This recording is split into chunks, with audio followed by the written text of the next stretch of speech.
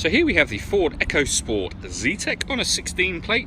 I'm going to start off by showing you around the outside of the car, and then we'll hop in and run through some controls on the inside. But from the outside you can see it's a 5-door car with alloy wheels. Let's start off inside the boot and then work our way around the rest of the car from there. As we approach the boot, you'll see we've got reversing sensors, plenty of boot space as well, along with that 60/40 split folding rear seat. So we're just going to work our way back round to the front of the car, and then we'll hop in and run through some controls on the inside.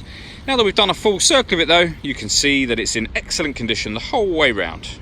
Just briefly before we climb in, I think it's well worth seeing the interior from this exterior point of view. There's plenty to run through on the dashboard, so let's hop in and we'll do that right now. Okay, so now they're inside the car, we're going to start with the dials. On the left-hand side, we have the rev counter, and on the right-hand side, the speedometer. In the middle at the bottom, we've got the fuel gauge, and at the top, the total miles for this car, which are 11,691. You can change the information that's displayed there by pressing a button on the end of the indicator stalk for various different pieces of fuel economy information, eventually back round to the beginning again. Back out to the steering wheel. On the left hand side here we have stereo controls and phone controls, including that button in the middle which is the voice activation for the phone. So hit that button, ask it to dial anyone in your contacts list, and it can do that for you without you having to take your phone from your bag or pocket. That is of course once you pair the phone up, and that is done using the buttons here, so phone, and the screen directly above that. We are not going to pair a phone at the moment, so I'm going to close that bit back down again. When it comes to music in this car, you can see we have FM radio, AM radio as well, and there's a couple of frequencies for AM, and then back round to FM again. If you want to listen to your own music, you can do. You can do that via the CD player, which you can see just there. You can also plug in a USB and auxiliary device.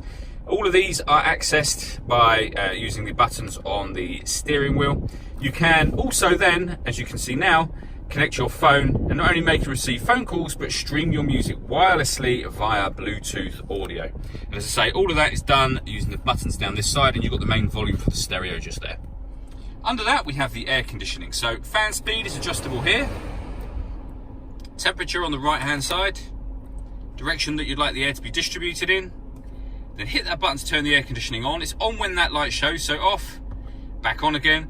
And this button recirculates the air that's in the car. That's a great way of heating it up or cooling it down quickly, depending on the temperature you set on this dial here, and you can turn that off and on that easily.